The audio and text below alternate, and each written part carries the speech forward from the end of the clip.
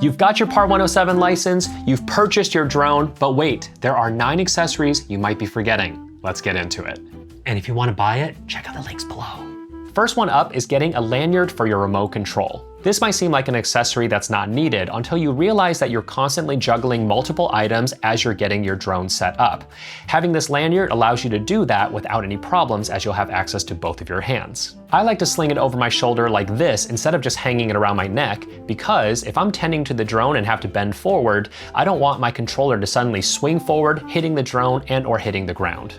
Number 2 is getting a launch pad. Now, I'll admit, at first I thought this is kind of an accessory you don't need until I realized how helpful it actually is.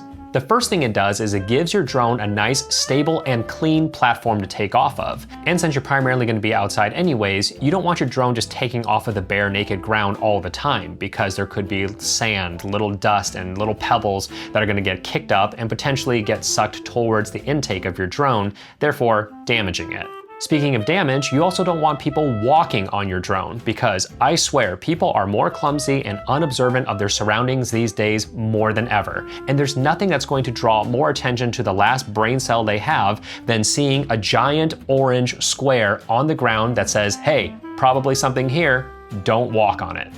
Number 3, speaking about getting attention, make sure you buy a high-vis vest. Because if you roll up to a job wearing normal street clothes and you start flying your drone around, there's a good chance that someone from the public is just gonna walk up to you and say, hey, you can't fly this around here. But if you are wearing a high-vis vest, they're gonna look at you completely differently, as if you're supposed to be there. And if you're wearing a hard hat followed by a clipboard, you're probably gonna get a pension after the mission's done.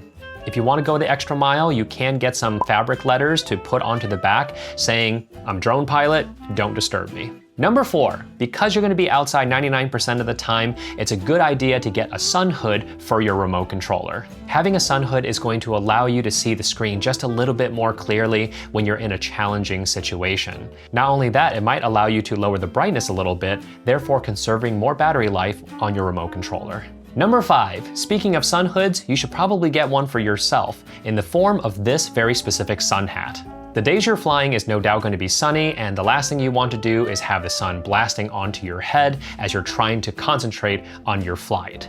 This specific sun hat is awesome because it has a super large brim going around your entire head, as well as a neck guard just to give you a little bit more protection. And the selling feature of this hat is that there is mesh layering up top, allowing the heat from your head to escape while also letting wind through. Therefore, you're not just sitting there in a sweaty mess as you're wearing your hat. I can't tell you how big of a difference this hat makes. It allows you to stay comfortable as you're flying all day long. Number 6, we're still talking about the sun here, because if you want to do more videography work with your drone, then it's a good idea to get some ND filters, that way you have the best motion blur possible in your footage. And the ND filters I would suggest you buy are made by Freewell. These filters are more purpose-built than DJI's own ND filters, specifically when you are using a drone that has multiple cameras, because each of these cameras lets in a different amount of light to the sensor, and Freewell's ND filters are going to compensate for that. And the reason this is going to be beneficial for you is because ideally with your footage, you want your ISO and shutter speed to be the same. And with Freewell's split ND filters, you can achieve that, whereas with the DJI filters, you're usually going to have to bump up the ISO higher or lower the shutter speed. Number 7, we're still talking about the sun here, because the next thing you really need to purchase is this white mesh backpack. When you're done flying the drone around, your battery is either going to be warm or very hot depending on how you were flying and how long you were flying. And it's best practice to allow that battery to cool off a little bit before you recharge it or putting it inside of a storage case. But what if you don't have time to let that battery cool off before you need to move on to the next location that it requires you to pack up all your stuff? In which case, that's where this mesh backpack comes in. Because when I'm done exhausting a battery, I simply put it in this zipper pouch over here, and that keeps it off the ground while also allowing air to flow around it, cooling it off naturally. And because it's a white mesh backpack, the sun rays are not all going to reach the battery. Rather, some of it is going to be reflected away. Number 8. Speaking of batteries, you're probably going to want to get a nice power bank that's able to push out more than 65 watts. Because a lot of the new charging hubs just take a USB-C cord to deliver power. And right now, one of my favorite drones is the DJI Neo 2.